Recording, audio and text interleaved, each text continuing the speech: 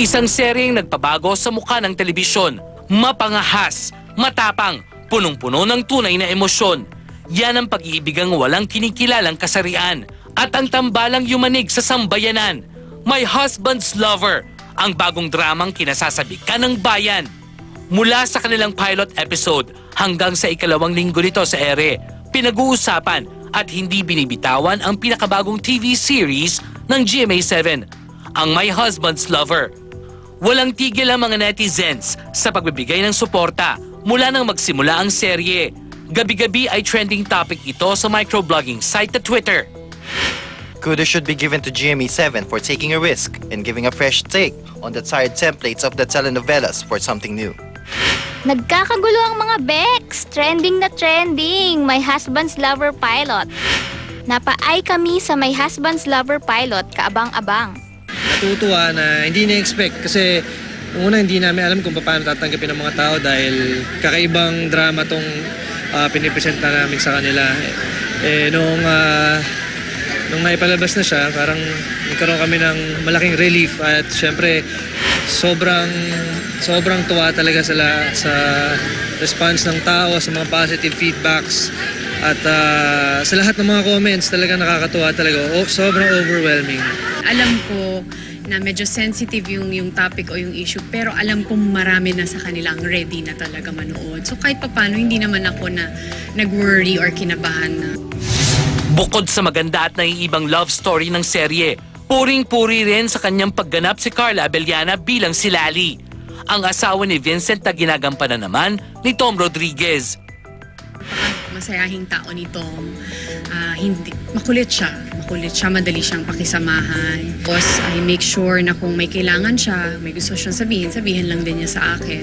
So, ano siya, I guess, hindi ko alam, pero hindi pinagtatrabahuhan ng chemistry eh. Hindi yan parang, di ba, hindi yan mini-mix. Bigla na lang siyang dumadating. So, And speaking of chemistry, kakaibang on-screen chemistry naman ang hatid ng pinag-uusapang tambalan ni Dennis Trillo at Tom Rodriguez, na ngayon ay binansagang Tom din.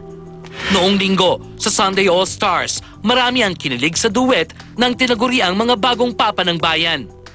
Akala namin, kakantayin lang namin yung song na parang normal lang, parang normal na araw, normal na production lang. Sobrang hindi namin in-expect na gano'n, na mula sa umpisa, sisigaw yung mga tao, minsan may naririnig kami kiss. Nakakatuwa, di ba? Dahil ganito kaaga, na napapansin na yung mga ginagawa namin sa dinami-dami ng mga leading ladies ko noon. Ngayong pinartner ako sa lalaki, parang mas lalo pa silang naging interesado sa akin. So, Hindi na ba nagkakailangan sina Dennis at Tom sa tuwing may gagawin silang intimate na eksena? meron kaming workshop na ginawa nila Tom, nila Carla para hindi kami mailang sa mga eksena na masiselan. So, yun, dahil doon medyo nabawasan yung ilangan namin sa isa't isa. So, dapat paniwala rin namin yung mga manonood na totoo talaga yung ginagawa namin, eksena. Okay, di naman maiwasang hindi mailang kasi syempre hindi natural sa amin yung ginagawa namin. Pero to Dennis's credit, napaka-professional na tao. Ako tuloy, napipilitan din na maging professional kasi nakakahiya naman kung si Dennis game na game sa lahat ng bagay tapos ako pa yung mag-inarte. Kaya May mga pagkakataon bang nagduda sila sa sexualidad ng bawat isa? Hindi, kasi alam mo naman agad eh pag yung tao medyo may konting pitik, di ba? Parang mararamdaman mo rin yun. So kay Tom, hindi ko naramdaman kaya komportable kami sa aming mga sexualidad kaya siguro nagagampanan rin namin na maayos yung trabaho namin. si Dennis, kilala ko naman po na yun, lalaki. Kaya ako din naman po. Kilala ko rin po yung sarili ko. Kaya wala kami. Never nagkaroon ng ganong klaseng moment. Dahil sa magaling nilang pagganap bilang gay lovers, hindi ba naapektuhan ang kanilang mga love life? Mabuti na lang wala naman akong pinoporma ngayon. Wala rin naman akong love life. Kaya kahit anong pakikipag-eksena sa lalaki, walang problema.